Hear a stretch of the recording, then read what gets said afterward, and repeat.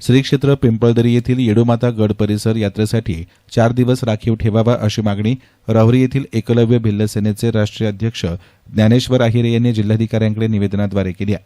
अहिरे यांनी दिलेल्या निवेदनात नमूद केलं आहे की संपूर्ण राज्यातील आदिवासी भिल्ल समाजाचे आराध्य दैवत असलेल्या येडूमातेची चैत्र पौर्णिमेला जत्रा मोठ्या भक्तिभावानं साजरी होते।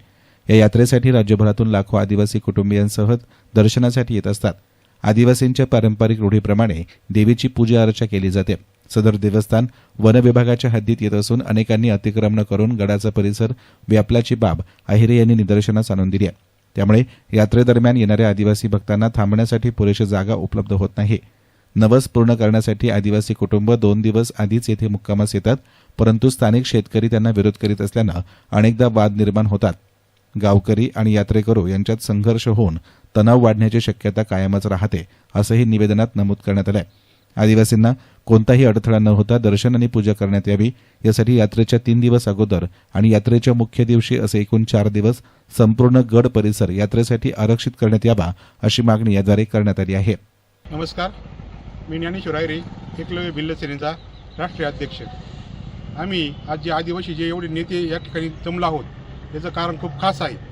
सर्वात महत्त्वाचा विषय असा आहे की श्री क्षेत्र पिंपळदरी येथे संपूर्ण महाराष्ट्रातील भिल्ल समाजाचे जे आराध्य दैवत आहे त्यांची यात्रा चैत्र पौर्णिमेला, त्या देवीची यात्रा चैत्र पौर्णिमेला भरवली जाते।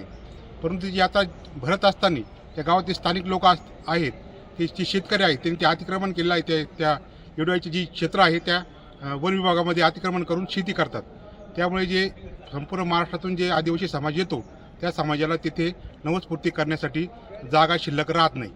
मग त्याचे कारण असे होते की काही नवसपूर्ती न करताच पाठीमागे जातात किंवा त्या शेतकऱ्यांसंग वाद होतात। परंतु सर्वात महत्त्वाचा विषय असा आहे की जी येडूबाई आहे, येडूबाई वन क्षेत्रामध्ये येते आणि वन क्षेत्रामध्ये आल्यानंतर सुद्धा ही स्थानिक जे शेतकरी आहेत ते आम्हाला अडचण करतात। आम्हाला म्हणतात तुम्ही इथे यात्रा भरू नका, का गावात 1-2 किलोमीटरची यात्रा भरवा, या ठिकाणी तुम्हाला जागा नाही, असं करून आम्हाला विरोध केला जातो आणि प्रत्येक वेळी यात्रेच्या वेळी संघर्ष निर्माण होतो। स्थानिक गावकरी आणि भिल्ल समाजामध्ये खूप मोठा संघर्ष निर्माण होतो।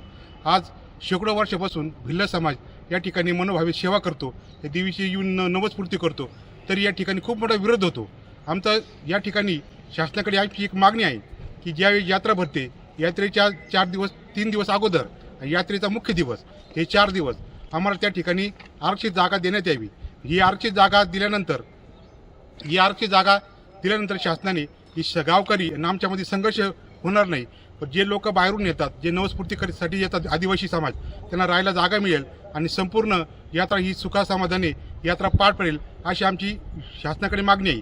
तर माननीय जिल्हाधिकारी साहेबांनी आमच्या या मागणीचा विचार करावा आणि 4 दिवस येडूबाई परिसर जी जागा आहे, ते क्षेत्र आहे, आम्हाला आरक्षित करण्यात यावं अशी आमची संपूर्ण आदिवासी समाजावतीने शासनाकडे आमची विनंती आहे। आणि जर असं जर झालं नाही तर येणाऱ्या भविष्यामध्ये आम्हाला जागा जर शासनाने आरक्षित केली नाही तर खूप मोठा संघर्ष निर्माण होणार आहे। आम्ही खूप मोठं आंदोलन उभं करणार आहोत अशी या ठिकाणी आम्ही शासनाला इशारा देतो। धन्यवाद। मीडियासाठी प्रतिनिधी गोविंद फुनगे, राहुरी।